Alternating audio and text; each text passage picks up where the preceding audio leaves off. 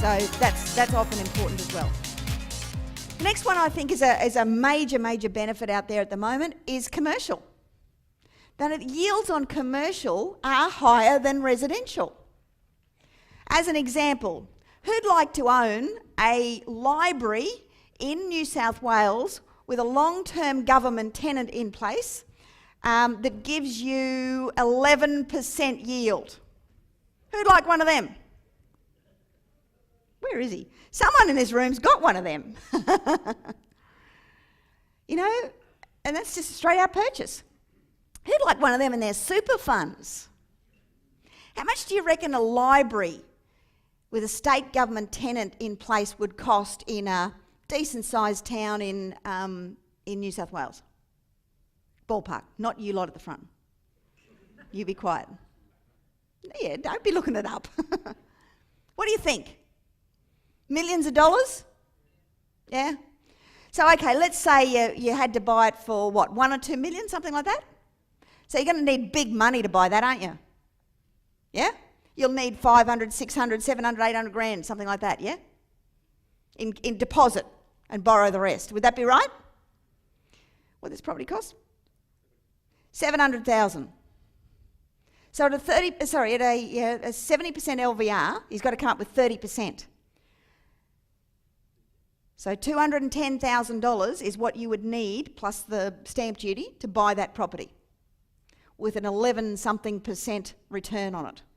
Now, you can borrow money on commercial property easy at 7, you might even get it at 6.5. So you're making the difference between 6.5 and 11% every week. Tenants pay the outgoings. Is that all right? That's a deal that Brian did last couple of months. That's the type of deal that you're going to have to hunt to get a really good deal like that. But there's a lot of other deals. I showed you one earlier. You know, they're greater than 10%. If you can get 10% on your property, you're doing real well. Commercial property. If you're getting 8.5, you're still ahead, still positive. You know, if you're getting 9s, 9.5s. But the thing to look for in commercial property is the indexation. You've got to focus on your tenant. How good is your tenant? How long are they going to stay? You know, is there something that's going to happen that could change that tenant's business and make them move on, whether it be a massive expansion or a massive reduction in business? The tenant is everything in commercial property. But that yield, you know, you buy them and you just sit them there and they pay themselves off. And in retirement, you know, you move it into pension phase and the income that comes from it is tax-free and it's beautiful.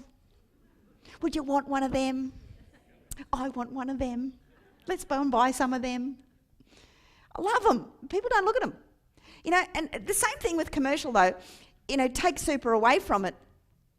You can do things to it. Like, you know, you can improve the property. You can secure leases. As soon as if you buy a vacant commercial property and you can get a commercial lease in place, that property increases in value because everything is governed on the tenant and the lease that's there. How strong is the lease?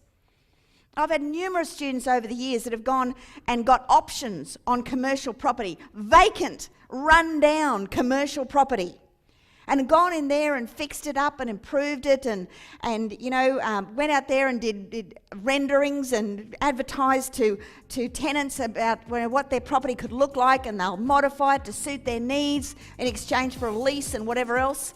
And then you get a lease in place, you can borrow against the lease because immediately that increases the value of the property. The property is now worth more because it's got a lease in place. So yeah, you know, 140 odd K passive income, and what do we say, 700 grand in equity? Yeah. That's not bad. That's not bad. We're pretty happy with that. A few years start, worth. isn't it? Yeah, Well, yeah, you know, you're taking it a bit slow, really. But onward and upward from there. So what time span is that? That's February what? No, 12. So February 2012. Wow, we're only a little bit over 12 months So it's later. probably only just over 12 months, Yeah. So we'll be looking at around about 2 years to get to that point from going to your 1 day. Not even the boot camp, that's just the 1 day. Yeah, that's great. Yeah. Good. We're happy with that. Say a few words, you know,